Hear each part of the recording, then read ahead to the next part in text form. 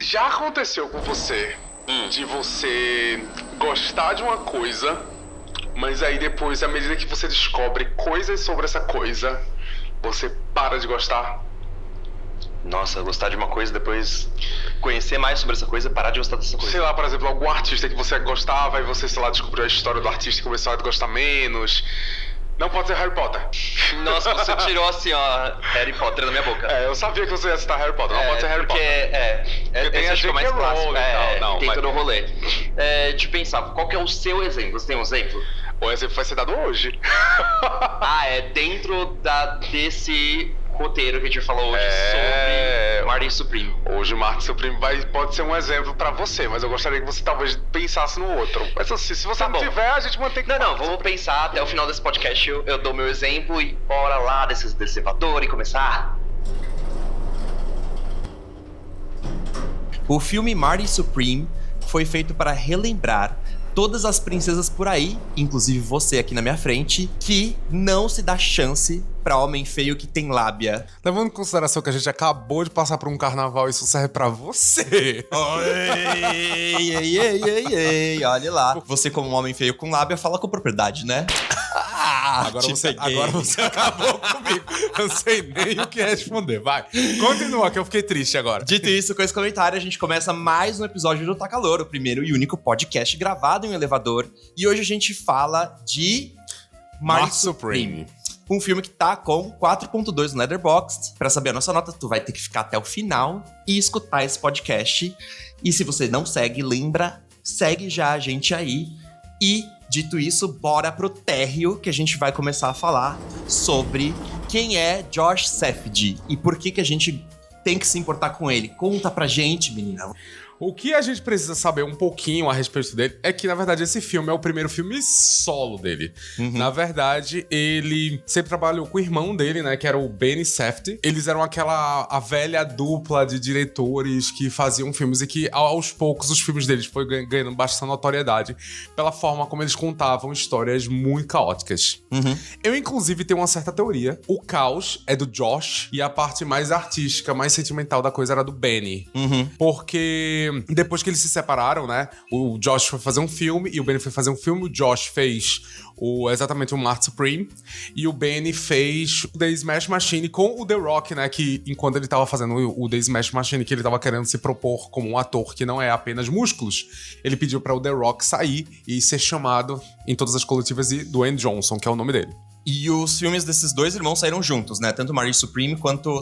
É do mesmo ano? É do mesmo ano, é do ano passado. E o mais engraçado é que os dois também são sobre esporte, se você parar pra pensar. É verdade, né? Um fez sobre tênis e o outro fez sobre boxe. E aí é muito louco, porque assim, quando você pega os filmes antigos deles, você vê um grande equilíbrio entre um grande caos e um grande drama. Mas com a separação deles, você vê um grande caos só em Marty Supreme e você vê um grande drama só em The Smash Machine. Smash Machine é bem uma tentativa constante de fazer um grande filme dramático a respeito de boxe. E Marty Supreme é uma loucura, né? Não, uma loucura. A gente vai falar sobre isso um pouco mais.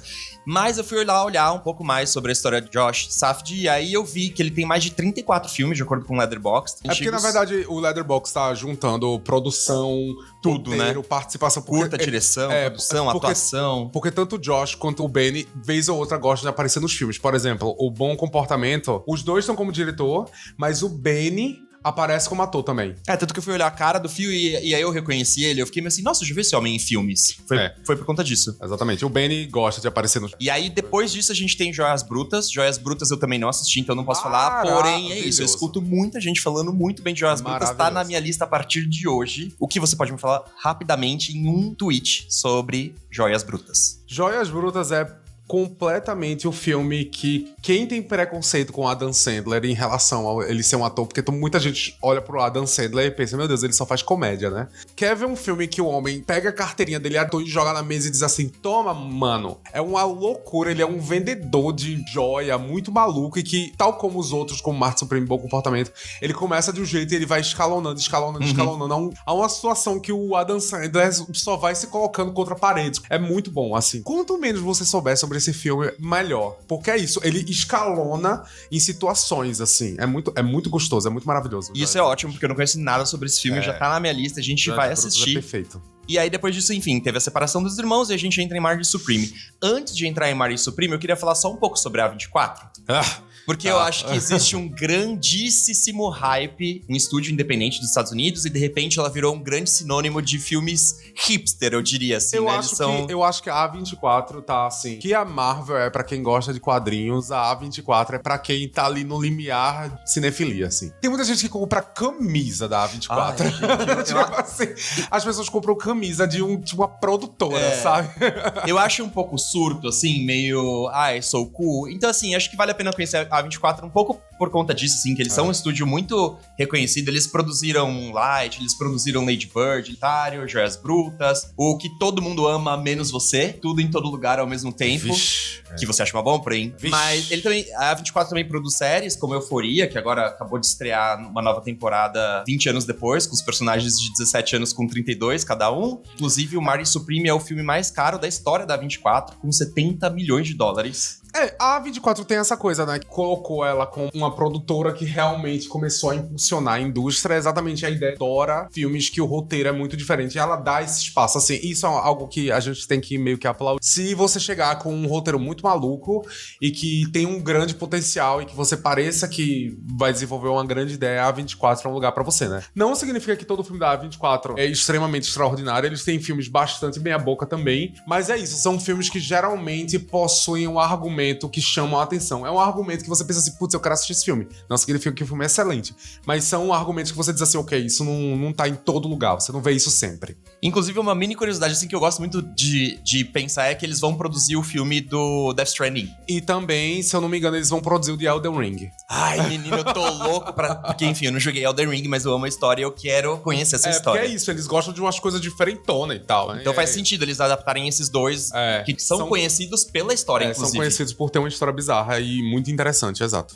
Dito isso, antes de entrar comentários sobre o filme, a gente também traz um pouco de easter eggs, umas curiosidades. Umas fofoquinhas, assim. Fofoquinhas gostosas sobre esse filme. Fofoquinhas gostosas. Uma fofoquinha gostosa que sabia que foi o gigantesco treinamento que o Chalamet fez, né? Ele, se eu não me engano, foram 5, 6, 7 anos que ele passou treinando tênis, porque ele queria ser a pessoa que estava na mesa de tênis, de mesa, fazendo as coisinhas dele. Ele queria fazer todas... Ele não queria um dublê, ele queria ele fazendo. Ele investiu muito do tempo dele. E tem aquilo, né? Esse filme era o filme que na cabeça dele seria, pode ser que seja, o filme que ele ia ganhar um Oscar, então ele queria estar mais dentro do personagem possível a ponto de se tornar um profissional de tênis de mesa. Fiquei bem passado de saber isso, que ele viajava com a mesa pros projetos que ele tava fazendo. Então, enquanto ele tava gravando o Duna 2, ele levou uma mesa de ping-pong e eu vou jogar nas horas vagas. Em vários projetos que ele participou não era divulgado que ele tava fazendo Marty Supreme. Então, assim, ele simplesmente tava com a mesa lá, treinando. Eu fiquei... Era só uma excentricidade. E, na verdade, ele tava treinando pra um papel. Inclusive, esse filme, ele não é uma história real, original. Não. Porém, ele é inspirado... Muito levemente, assim, na história de um jogador mesmo, de tênis de mesa, conhecido como Marty Raisman, que é um nova-iorquino, que foi um dos grandes nomes do tênis de mesa lá atrás, conquistou mundial, conquistou 22 títulos, etc. E acho que ali foi uma inspiração. Então, até existe, eu tava lendo, que existe um processo pela própria família desse cara falando que a inspiração foi um pouco longe demais e eles falaram, não. Eles só pegaram a fama que o Marty Raisman tinha de ser excêntrico. Basicamente é isso, assim.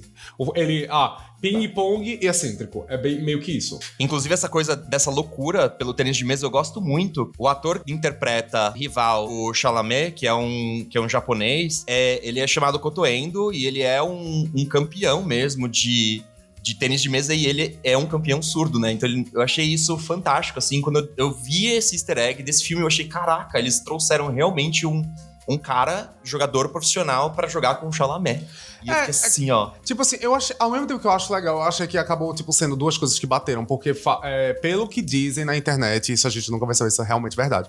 Pelo que dizem na internet, tipo, o Safdie, né, o Josh Safdie, ele viu vídeos desse cara jogando, achou incrível. Tem o fato que o Marty Raisman, ele realmente teve uma rivalidade com um japonês, e aí bateu com o fato de que esse jogador, ele era surdo, e a raquete que os japoneses começaram a usar nos campeonatos lá na década de 50 era raquete silenciosa, né? Então foi uma coisa que meio que bateu com o filme, mas a gente não pode dizer assim, o Geoff Safdie foi atrás de um surdo pra engrandecer o personagem, porque... Sim. Não, só casou as coisas. Só casou as coisas, de encaixar. E tem um outro elemento de história real, que um dos personagens, que é um personagem, ele foi perseguido durante o nazismo, né? E tem esse personagem dentro do filme. Foi entender que esse mesmo personagem também foi baseado em uma história real de um campeão polonês de tênis de mesa que sobreviveu a Auschwitz por conta que os nazistas reconheceram que ele era foda no tênis de mesa e por isso ele foi poupado. Não, e a história do mel, que ele passou mel no corpo. Aquilo é real também. Que ele voltou pro campo de concentração pra poder alimentar todo mundo do campo de concentração com o mel que tava no corpo dele. Foi uma forma que ele tinha como esconder, né? Uhum. Era passar o próprio mel no corpo. Fiquem atentos, é uma cena que, olha... É uma cena bem legal, é bem interessante. Bem na mesa. Mais uma curiosidade sobre o filme é uma questão específica de efeito especial. Então, o maquiador do filme, ele foi muito cuidadoso na hora de trabalhar com o Chalamet. Então, ele adiciona marca de sarda, acne... pra dar uma aparência bem desgastada, assim. Teve umas horas que eu pensei assim, nossa, o Chalamet é podre assim? Ele tá muito podre, né? Tipo, ele não vai fazer um pile de cristais nessa cara, não. Ele tá precisando. Ele tá precisando. Eu achei tudo. Dito isso, encerramos um pouquinho sobre curiosidades. A gente vai eu acho que a gente já falou demais. Esse filme não merece tantas curiosidades assim. A gente tá fazendo um favor pra ele. Você fique na sua. A gente tá fazendo um grande favor. Esse filme tentando engrandecer a produção desse filme com o backstage. Eu não acho que não vou dar a minha avaliação. Eu não acho que a gente precisa de tanto. Não vou dar minha avaliação agora, vocês já podem imaginar pelo jeito que eu estou falando. Porém, subindo agora para o mezanino, vamos começar com um mini resumo do filme. Vai, você... Eu deixo isso com você, porque é a pessoa que mais gostou desse filme. Então, a você a chave do carnaval do Cariri para você falar sobre Marty Supreme. Então, vamos lá. Marty Supreme é um drama que se passa lá em Nova York, no início dos anos 50, e acompanha a história do maravilhoso Marty Mauser, que é um jovem talentoso, mas ele tá sempre naquele lugar, sendo subestimado, ele joga muito bem tênis de mesa, ele vê o tênis de mesa como o futuro dele, porém ele é um grande nada. A forma como você começou esse mini resumo faz parecer que o Marty Mauser, ele é uma pessoa ótima, ele é péssimo. Não, ele é péssimo, ele é péssimo. Ele é um personagem péssimo, Ele é um grande trambiqueiro, porque ele acredita tanto que ele vai ser o maior do mundo, do universo em tênis de mesa, que todo o resto da vida dele é um grande trambique. E pra ele não se importa, ele vai passar por cima de todo mundo, ele tá nem aí. Ele tá nem aí, assim. Ele é um personagem que ele vai passar por cima de todo mundo pra chegar onde ele quer. É um personagem extremamente detestável. E eu gosto muito porque é isso, ele tem uma personalidade muito forte. Porém, seguindo, a gente já falou que é inspirado no Mark Raisman. O filme mostra como ele transforma o ping-pong em um espetáculo e também aposta que ele vê nisso de realmente fazer dinheiro e finalmente conseguir sair do lugar que ele tá. Ele vai apostar pra conseguir chegar onde ele quer chegar, improvisar. Então, assim, ele é um malandro mesmo em tudo que ele faz, em todo momento, assim. Você começa a sentir vergonha alheia em vários momentos do filme, porque, assim, ele... É horrível. É horrível, assim. Ele tenta dar uns golpes que você fala assim, meu Deus do céu, o que este homem está fazendo? E ele fala coisas horrorosas pras pessoas. Horrorosas. Uma das coisas, inclusive, que eu não curto tanto nesse filme é porque eu sinto que, em vários momentos, passou um pouco da conta dessa loucura dele. Tem vários momentos que eu pensava assim, parece que alguém disse assim, como vamos fazer ele mais maluquinho, mais excêntrico, mais detestável? Só um exemplo, por exemplo, eu odeio aquela cena que ele liga pra Gwyneth Paltrow e ele fica em pé na cama, só usando um hobby do hotel e falando com ela. Paquerando, né? Você vai me amar e não sei o que lá. E eu fiquei assim, quantos anos você precisa ter pra você ficar em pé numa cama de um hotel só com hobby? Isso, pra mim foi muito, eu sou tão maluquinha. Mas tudo bem, continue. E isso é basicamente isso. No fundo é uma história sobre ambição, sobrevivência e a vontade de ser levado a sério em um esporte que ninguém respeitava na época, né? Tênis de mesa. Deixa eu fazer um parênteses até a gente chegar ao final desse episódio, porque quando a gente chegar no final desse episódio, vocês vão descobrir que o filme não é sobre isso. E lá vai uma análise profunda. Veremos o que vem por aí. Vem coisas muito pesadas por aí. Então é isso, né? O filme foca nessa jornada intensa, meio caótica, de alguém tentando provar o seu valor em um mundo que o tempo todo tenta colocar ele pra baixo, mas ele mesmo se coloca pra baixo, nesse caso. Você gosta do Timothée Chalamet no filme? Eu adoro.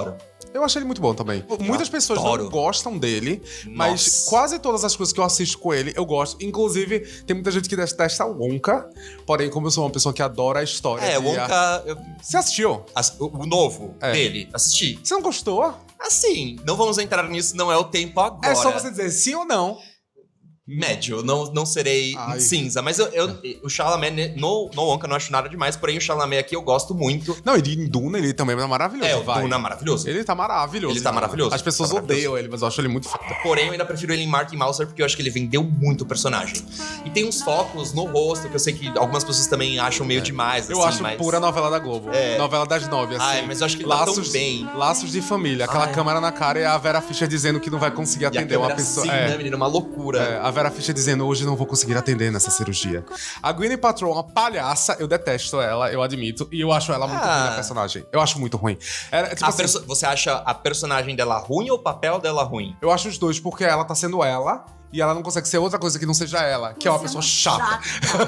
Menina, que isso? Mas aí já aproveito pra entrar nos personagens. Enfim, a gente tem o Timothy como Martin Mauser, a gente tem a Gwyneth Paltrow como Kay Stone. Acho que vale a pena falar da Odessa Zion. Essa sim rouba a cena, ela é muito foda. Ela é muito boa. Ela é muito boa. Que essa personagem, basicamente, ela é o par romântico do Timothy. Eu amo que ela sai de cena e quando ela volta, ela super rouba a cena de novo. Sabe? Eu gostei muito dela. E tem a Fran Drescher, que eu amo ela desde que ela fez aquela série The Nanny, que ela faz a mãe do Marty, e eu fiquei bem impressionado, porque ela é bem característica e mostra o potencial de diferenciação de um ator, assim, você vê que ela realmente consegue entregar outra pessoa, tanto que eu fui ler que era ela depois. Você entendeu por que eu não gosto da Gwyneth Paltrow nesse filme?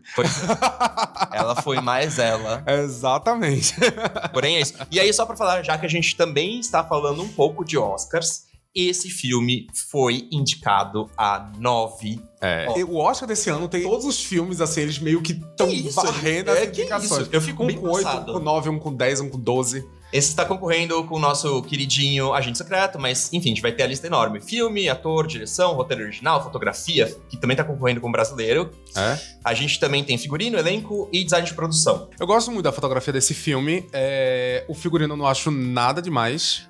Mas o figurino pra mim... E aí a gente começa a entrar a falar do filme, mas eu achei a ambientação tão boa. Eu não sei, pra mim ali em todos os momentos... Eu acho que a direção de arte, todos os espaços são muito bonitos, mas o figurino mesmo, eu fiquei assim, puxa, figurino? E as roupas, sabe, de 50, assim, mesmo quando eles vão... Tem um trecho da história que eles vão pro Japão e eu fiquei assim, ó... Toda hora eu parava muito pra olhar vestimenta mesmo, assim, fora fotografia, que eu acho que a fotografia está belíssima nesse filme. Eu achei bonita também. Bem bonita, sim. Então, assim, eu sempre parava muito. É uma fotografia super simples, ela é bem simples, ela é completamente diferente, por exemplo, do Sonhos de Trem, né, que o Sonhos de Trem quer ser uma fotografia muito bonita. Essa é uma fotografia mais simples, é um granuladinho, assim, parecia um filme da década de 50, assim, eu achei bem bom também. Falando de roteiro... E eu gosto muito da grande loucura e caos que fica no filme do começo ao fim. Eu vou fazer uma comparação. Tem Mad Max, o Fury Road. Amo. Que é um filme, que é uma ação maluca, insana, que você não consegue piscar o filme inteiro. Eu ainda acho Mad Max um filme melhor que Margin Supreme, porque eu acho que ele entrega isso muito melhor. Porém, Margin Supreme traz uma coisa caos, que o caos vai aumentando conforme a história vai seguindo. E eu acho que isso me prendeu muito, porque é um filme longo. Eu acho que ele poderia ser um pouquinho menor, assim. Algumas vezes eu senti ele cansativo. Um pouco cansativo. Eu senti. Mas eu gosto muito desse caos que acontece durante o filme inteiro. Mas eu gosto muito da maneira que os subplots são costurados na história principal. É mesmo? Eu gosto. Eu não gosto, sabe por quê? Porque a sensação quando eu tive que eu saí de cinema é que diversos subplots que estão no meio do caos, eles são muito esquecíveis, muito rápido. Porque as cenas que vêm depois se sobrepõem e você já não... Aquela lembrança parece que foi já distante, assim. Quando o filme terminou, eu já não lembrava de várias situações de caos que estavam acontecendo ali, porque... É o que eu acho. Eu acho que o Josh Safdie, como ele tá seu irmão dele, ele tá numa constante tentativa de ser cada vez mais caótico. Ele vai acelerando, isso é claro. Não, mas no final a gente tem uma cena de bundinha. Se vocês querem ver a bundinha do horrível. Timothy... Pelo amor de Deus. Não percam. Aquilo pra mim foi um jump scare. Eu preferia que ele tivesse colocado outra bunda ali. Uma bundinha magrinha. E sabe que ele quis que fosse a bunda dele. A bunda dele, sim. Ele fez questão de apanhar. Inclusive, um easter egg que eu tava lendo, ele apanhou e eles fizeram take, tipo, sei lá, 40 vezes. Aquela bundinha magrinha levou uns bons tapas ali. Mas enfim... A coitada da bunda ficou mais vertical do que ela já é. Mas tem alguma coisa que você não gostou nesse filme? É porque como sua nota foi bem alta, então foi uma nota quase beirando lá em cima. A perfeição de gosto, assim. Então, levando essa questão do filme ser um pouco longo, eu sinto que ele poderia ser entregue uma minutagem um pouco menor. Eu acho que, tirando essa parte, eu realmente gosto muito do filme. Tanto de direção de arte, gosto da direção dele.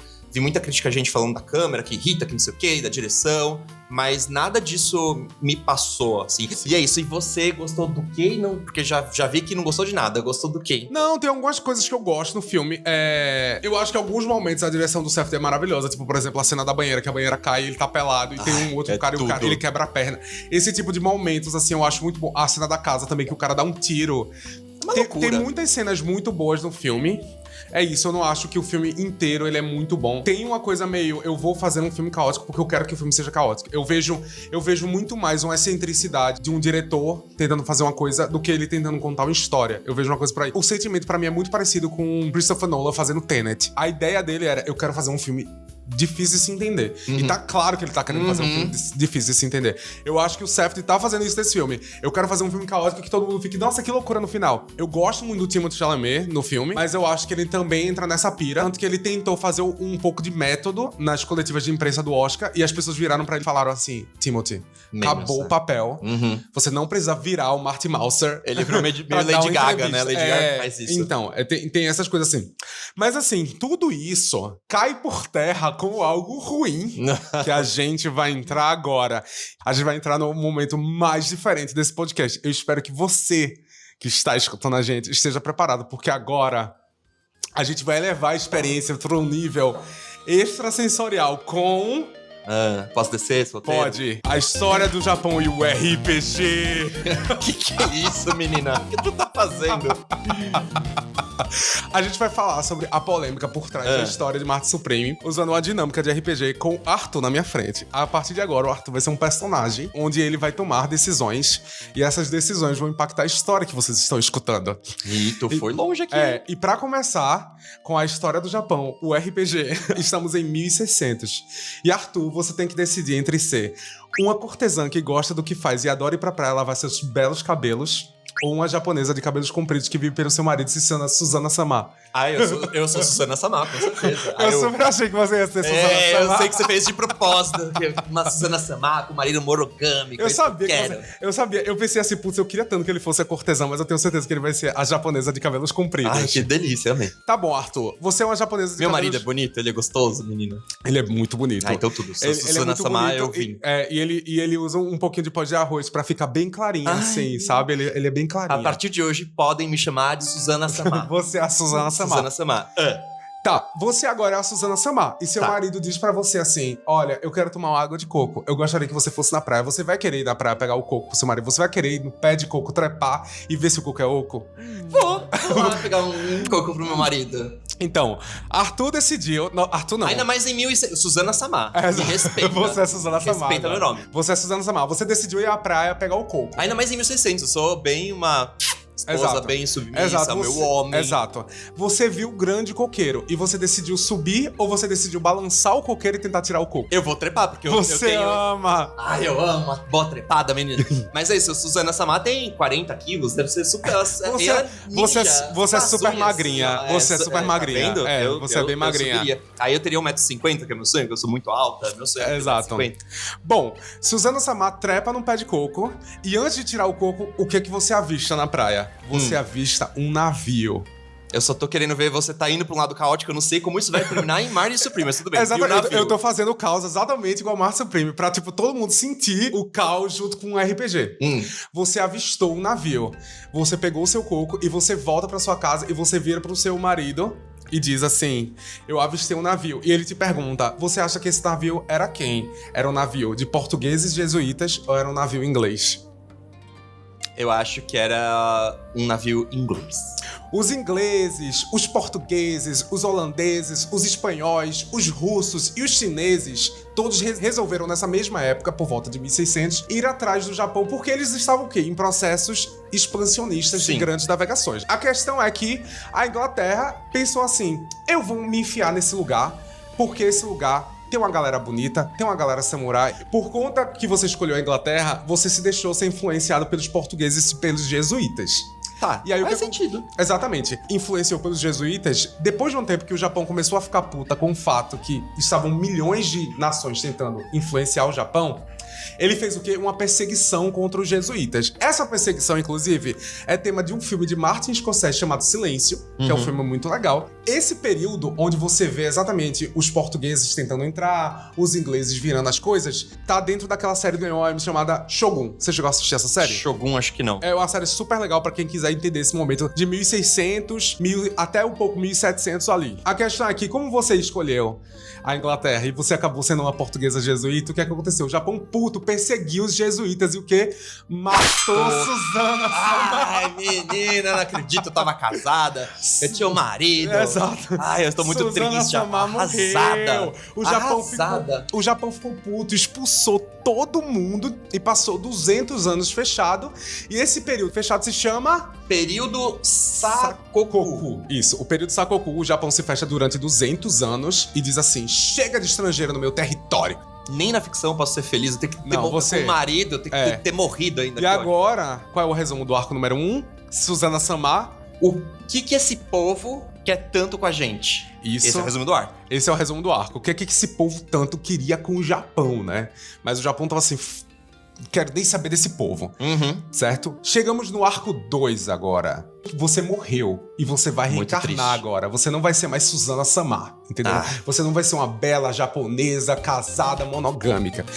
Estamos agora no final do século XIX no Japão e você tem que escolher reencarnar como um americano afeminado que dá em cima de um militar da marinha, ou você escolhe ser um samurai que vive de regalia e que adora fazer o próprio coque nos cabelos cor de pérola negra.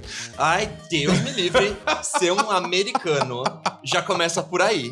Já não gosto. Ninguém quer ser americano nessa vida. Graças a Deus, é isso. O Japão está no meu coração, logo serei um samurai. Você vai ser um samurai. Nessa época, os samurais viviam super cheio de regalia. Você tinha um monte de coisa. Tem, inclusive, pessoas que não sabem que nesse período, no final do século XIX, por causa das influências lá de 1600, de todo mundo que apareceu, os samurais nessa época usavam armas. Então, sabe aquele demônio lá de Demon Slayer que tem uma arma? É por causa exatamente das influências das armas no final do século XIX. Exatamente. Tá bom. Você escolheu ser um samurai. Como você escolheu ser um samurai, em 1854, um cara chamado Chandler Bing... Mentira. Chandler Bing é o personagem de Friends. Eu tô assim, menina, a sua cara foi tipo assim. O quê? É porque o cara que invadiu o Japão se chamava Matthew Perry, que é igual o ator de Chandler. Tu vai longe, né? Eu vou muito longe. Matthew Perry, em 1854, faz assim. Eu vou reabrir o Japão, eu não quero saber de nada. Esse negócio tá fechado, não quero nem saber. Ele invade o Japão com os navios, tá com a bomba numa praia, e ele faz um negócio chamado o Tratado de Kanagawa, à força. Era um tratado que só os Estados Unidos iam ganhar com isso, na verdade, né? Os japoneses estavam sendo obrigados. O que acontece? Como você escolheu ser um samurai que vive de regalia e que adora fazer o próprio coque nos cabelos cor de pérola negra, você lutou do lado do Japão na Rebelião de Satsuna. Qual filme, A Rebelião de Satsuna, é representado de uma forma horrorosa, porém o filme é muito divertido? O Último Samurai. O Último Samurai de Tom Cruise. Quem quiser saber sobre a rebelião de Satsuna, que foi essa rebelião que nosso Arthur Samurai com um coque de cabelos cor de pérola participou. Ou seja, você lutou do lado de Tom Cruise. Olha lá, menina. Você tava lá do lado do Tom Cruise. Só que o que acontece? Como você escolheu o seu samurai, você morreu de novo. Eu prefiro bem mais do que reencarnar como americano. Pois é. Só que o que acontece? Depois da rebelião de Satsuna, e o Japão começa um processo que ele diz assim: meu Deus, tá todo mundo invadindo a gente tá sendo obrigado a abrir, então a gente tem um resumo do arco que é...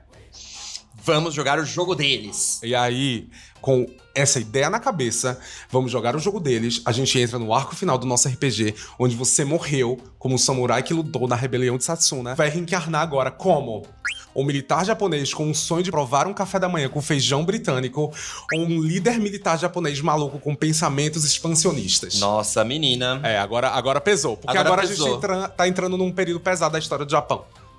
Assim, eu tenho medo de líderes malucos com pensamentos expansionistas, logo acho que eu prefiro ser um militar japonês. Apesar do feijão britânico me parecer uma coisa em lata e ruim... É horrível. Eu nunca comi, não quero comer, mas café da manhã me gusta muito. Então eu acho que eu vou ser um militar japonês com o sonho de provar café da manhã com feijão britânico. Beleza. Então agora é o seguinte, você é um militar e você vai ter que ir pra uma guerra. Uma guerra que vai acontecer exatamente depois da reabertura do Japão, forçada pelos Estados Unidos. Você vai querer ir com uma guerra contra a China, contra a Rússia, ou você vai querer uma invasão na Coreia do Sul? Óbvio que eu vou contra a Rússia, porque eles são o quê? Homofóbicos. Você arrasou. Por que Homofóbicos. você arrasou? Porque a vitória contra a Rússia deixou todo mundo no mundo de cabelo em pé. Quando os japoneses ganharam da Rússia, todo mundo ficou assim, quem é esse povo? E não só isso, o Japão elevou a moral dele num nível que eles disseram assim, agora a gente arrasou. Então veja só, você lutou na Rússia, mas a gente teve uma vitória também contra a China, e o Japão simplesmente disse assim, e se eu anexar esse território aqui da Coreia, de império colonial, vou anexar esse povo. E anexou. Depois desses conflitos, o Japão ficou muito grande, e você, como um soldado, você acabou indo pra Primeira Guerra Mundial. Ih, menina. Lutar ao lado da Inglaterra. E você o quê? Morreu de novo. Se você tivesse escolhido ser um líder. Se você tivesse escolhido ser um líder, você tinha ficado... Até o final da vida, feliz. Você tinha conseguido ficar bem, porque você teria ficado no Japão. Mas enfim... Quais foram as consequências desse conflito, dessa parte? As consequências foram, o Japão ficou muito bem na fita, ele participou da Primeira Guerra ao lado do que a gente chama dos aliados, né? Inglaterra, França, Estados Unidos. E o que aconteceu? Depois da Primeira Guerra Mundial, rolou o que a gente chama... Rolou uma tentativa de um tratado de paz mundial chamado Tratado de Versalhes. Sim. Esse Tratado de Versalhes, o Japão disse assim, olha, gente, é o seguinte, eu queria adicionar uma cláusula. E essa cláusula se chama Cláusula da Igualdade Racial. Eu queria que vocês reconhecessem o Japão não como pessoas de olhos puxados. Eu quero que todo mundo fique feliz. O que é que todo mundo disse? Não. Todo mundo disse que não. Ai, gente, como O que aconteceu? Né? Os japoneses ficaram extremamente ressentidos e disseram assim, por que esse povo não quer reconhecer a gente como império? A gente ajudou essa galera. Então, qual é o resumo desse arco? Conta pra gente. O resumo desse arco é, como assim a gente tá jogando o jogo deles e eles não gostaram? Exatamente. E a gente chega no final dessa história, que agora você vai observar do céu, porque você morreu todas as vezes, você não conseguiu ficar vivo uma única Nenhuma vez, pelo amor de Deus. Com quem você quer assistir o resto da história lá no céu? Buda ou Jesus Cristo? Apesar de ter falado, pelo amor de Deus, eu vou com Buda, porque eu acho Buda. Meio Buda tudo. Então você vai ficar do lado das pessoas que meditam, daquela menina do Big Brother, que a Ana Paula disse assim, nunca quero... Ah, eu sei, aquela garota. A Ana Paula disse assim, eu não sou amigo de gente que medita, mas você quer ficar do lado de Buda. Vou. O que aconteceu? O ressentimento japonês, que aconteceu depois da Primeira Guerra Mundial, entendeu? Acabou criando um monstro. O Japão virou um monstro. Quando esse ressentimento acontece, o que acontece dentro? As pessoas começam a ficar o quê? Nacionalistas. Quando as pessoas ficam nacionalistas, elas começam a ficar o quê? Conservadoras. Quando elas começam a ficar conservadoras, elas se tornam o quê? Monstros. Aí o que aconteceu? Os Estados Unidos começaram a ficar puto com essa história. E disse assim, Japão, seguinte... Tu tá observando lá do céu, tá? Tu tá nervosa. Eu tô assim, eu tô aqui olhando. Lá no céu, você queria ser quem? Você quer ficar lá no céu como Suzana? Ai, Suzana, Você quer ser Suzana Samar? Ai, eu quero ser Suzana Samar, ela era incrível. Tá, você vai ser Suzana Samar. Suzana Samar tá observando lá no céu. Aí os Estados Unidos dizem assim, não, presta atenção, você tá muito imperialista, você tá muito expansionista, não tô gostando dessa história. Se você continuar desse jeito, eu vou acabar com o petróleo que eu te mando. O Japão fica puto e diz assim... Vamos fazer o seguinte, vamos atrás do nosso próprio petróleo. Só que para atrasar os Estados Unidos que dominavam o Pacífico, faziam assim, vamos atacar Pearl Harbor, que é uma base que eles tinham no Havaí. A gente ataca Pearl Harbor e nesse meio tempo a gente consegue ir para as Filipinas, na Indonésia, e roubar o petróleo de lá. Com os famosos kamikazes. Exato. Quem quiser, inclusive, ver um filme sobre o ataque de Pearl Harbor, existe um filme de Michael Bay sobre isso. Pearl Harbor. Exato, chamado Pearl Harbor. Enfim, os Estados Unidos, com possessos que foram atacados, começam a guerra contra o Japão. Essa guerra termina como? Na Segunda Guerra Mundial. Os Estados Unidos fazendo o quê com o Japão? Jogando bomba atômica. Jogam 2 bombas no Japão. E o resumo desse arco do Japão tentando ser uma potência e sendo reprimido pelos Estados Unidos termina como? Vocês que se coloquem no lugar de vocês. Agora vamos revisar só o resumo dos arcos. Primeiro arco, o resumo é, Arthur... Que esse povo quer tanto com a gente. E aí o segundo é... Vamos jogar o jogo deles. E aí entra no terceiro e é o quê? O terceiro é, como assim a gente tá jogando o jogo deles e eles não gostaram? E o último termina com... Vocês se coloquem no lugar de vocês. Essa é a história de Marte Supreme. Olha lá, menina. É basicamente... Vocês acham o quê? Que a gente fala só sobre filme, sem contexto, e agora vocês acabaram de ter uma lição de história. Essa é a história de Marte Supreme. Começando com Suzana Samar. Por que essa é a história de Marte Supreme? Os Estados Unidos, não é de hoje, eles fazem uma coisa chamada cinema como reencenação simbólica de poder. Vez ou outra, fazem um filme onde eles pegam assim, ok, como a gente lembra aquelas pessoas que essas pessoas são submissas a nós. Então, por exemplo, a gente teve Pearl Harbor, que foi um vencedor do Oscar, ele ganhou um Oscar de melhor som. Ele foi um filme para relembrar os americanos de como os japoneses foram horríveis na Segunda Guerra Mundial. A gente teve Oppenheimer, que vencedor de Oscar também. Foi um filme para relembrar sobre como a bomba, sobre o desenvolvimento tecnológico da bomba contra os japoneses. E a gente teve Marty Supreme, que é o que acontece. Marty Supreme recebe um japonês dentro dos Estados Unidos, o japonês vence o Martin, ele faz o puteiro, ele é um personagem que ele é um personagem extremamente caricato dos Estados Unidos, tanto que se você parar pra pensar, o Martin parece quem? O Homem de Ferro. Ele é exatamente feito como o Homem de Ferro, um personagem excêntrico, que ele pode falar o que ele quiser, mas ele vai conseguir o que ele quiser. Que essa é a personificação dos Estados Unidos, não importa o que você fale pros Estados Unidos, os Estados Unidos ele vai conseguir o que ele quer, entendeu? E o que acontece? Martin vai para o Japão, ele vai numa coletiva onde está rodeado de militares e ele envergonha os japoneses vencendo uma competição que ele não podia vencer, entendeu? Esse tipo de narrativa a gente tem muito parecida com um filme antigo chamado Rock 5. Eles recebem um russo nos Estados Unidos. O russo ganha de um... Guerra Fria, né? Um filme sobre Guerra Fria, exatamente. Basicamente isso. Eles recebem um russo nos Estados Unidos. O russo, ele ganha pra um boxeador que ele tá aposentado.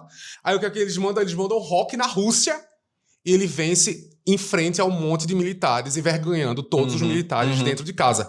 Então, é por isso que eu te falei que, pra mim, é muito complicado gostar de Marty Supreme, porque é um filme... Ele tem essa alegoria sobre um momento muito tenso da história. Exato. É um filme que ele faz uma reencenação simbólica de poder dos Estados Unidos contra o Japão. E por ele fazer isso, ele vai ser premiado.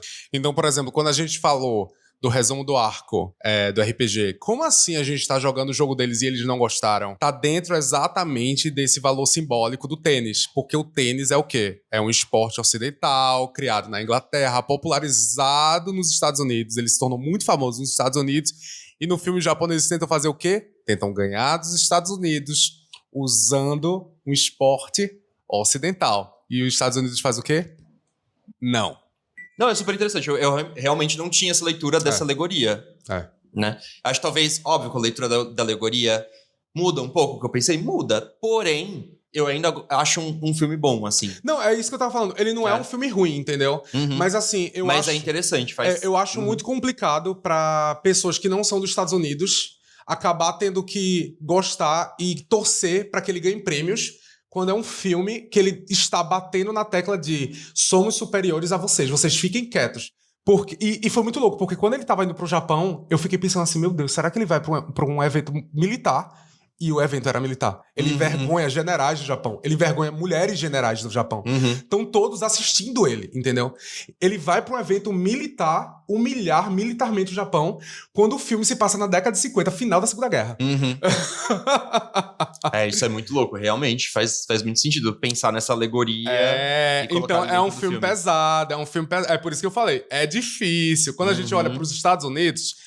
é difícil, entendeu? E o Josh Safdie, ele tá se provando uma pessoa problemática, inclusive com, não sei se tu soube, teve um rolê de ele filmar com a de menor. Ah, é? Não, eu lembro que foi por isso que, inclusive, rolou a briga entre eles dois. A briga entre os irmãos foi isso. Filmou com uma de menor, e aí o outro irmão não gostou do que aconteceu, e eles decidiram separar. Ele tá se tornando uma figura polêmica. Eu não duvido que daqui a pouco vão começar a... Porque é isso, o filme sai, ele é premiado, não sei o que lá, e depois as pessoas começam a pensar, putz, esse filme talvez possa ser tem essa alegoria, por isso, não sei o que, não. Faz sentido. Gosto bastante da leitura e com isso a gente encerra o RPG. O RPG do Takalor. Da história da Susana Samar, pra gente entender muito bem o período histórico, meninas, porque é isso, aqui a gente estuda. E eu quero que vocês estudem com a gente, porque só assim que a gente vai aprender cultura. Dito isso, a gente volta pro elevador e vamos subir até a cobertura. Agora eu não quero falar mais não, você que fale tudo. Vou falar tudo, porque essa garota já está assim, ó, exausta. Eu já estou cansada. Tá assim, ele acabou de palestrar, foi uma palestra. Inclusive, chame a gente para palestrar, estamos disponíveis. Exato. E agora, aqui na cobertura, a gente vai falar da nota geral de Marty Supreme. Ele está com incríveis 4.2, que é uma nota bem alta pro Letterboxd.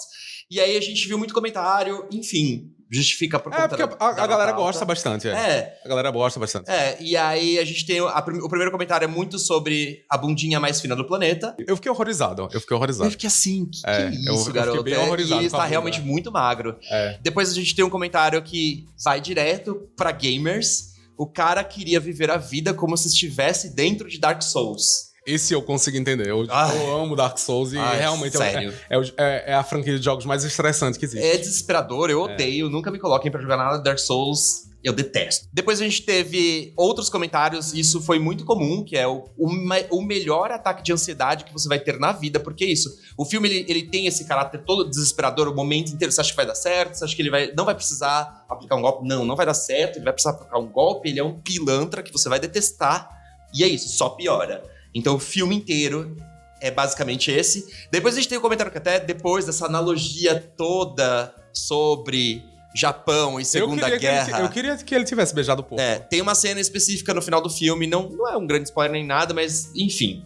É uma cena que ele tá lá e se ele perder ele vai ter que beijar um porco. Basicamente é isso. Tem um comentário que é: Josh Safdie é um completo covarde por não mostrar o time beijando o porco, e eu concordo. Ele deveria ter beijado o porco, inclusive e aliviar um pouco essa barra pesadíssima depois dessa análise. Aí a gente tem a questão do Japão, né? Uma coisa também agora assim, a gente já fica meio...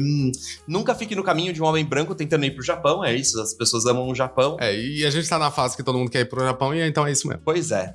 E por último, pra terminar, a gente tem a questão que a gente falou dessa cena, que é o comentário é o seguinte: tenho pensado muito na cena do Mel, e realmente eu achei muito impressionante, assim. Eu achei chocante também, é uma cena muito foda. Enfim, esse é o subplot, talvez, falando de subplots, que talvez tenha um pouquinho menos de encaixe, porque ele realmente não precisava estar lá de jeito nenhum, e talvez seja isso de diminuir o tamanho do filme e tal. Mas é porque esse encaixe eu consigo entender um pouco mais, porque é um encaixe biográfico com a história do tênis de mesa, Exato, né? E aí, basicamente, é isso. Esses são os comentários. Minha nota do filme foi 4,5. Mesmo depois dessa aula de história, eu mantenho.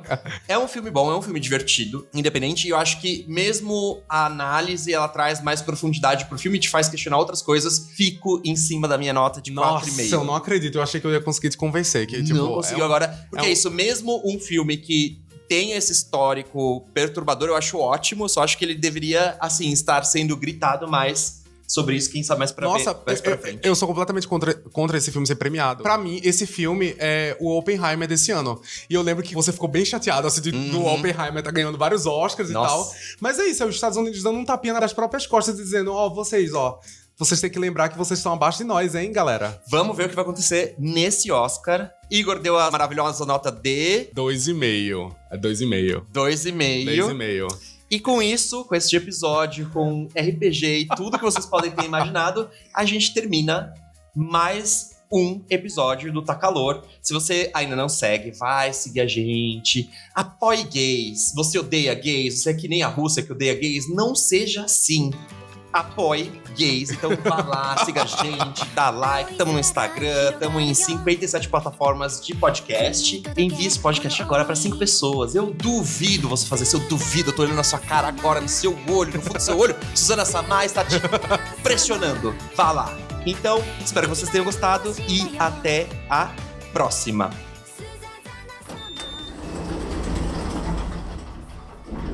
Dito isso, eu tinha que pensar, agora naquele momento final... Sabe o que eu acho, Arthur? Sabe o que eu acho? O que você acha? Você não acha nada. Eu acho que Suzana Samar teria dado 1 estrela pra esse filme. Eu acho que você devia ser um pouco mais Suzana Samar. Eu acho que você teria. Porém, na minha reencarnação atual...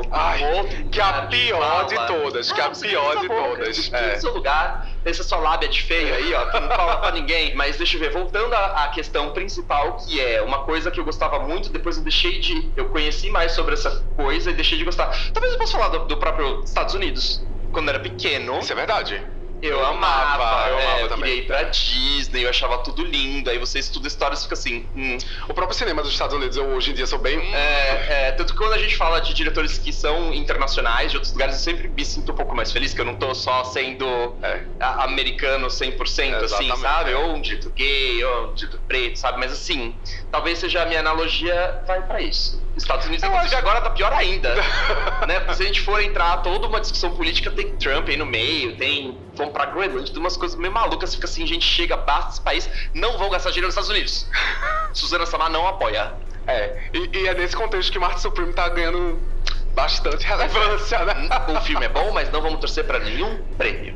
É isso aí. É isso aí. Gostei. Obrigado, Agora a gente. Susana Samar reencarnou. A Susana Samar tá aqui comigo todos os dias. É isso, gente. Até!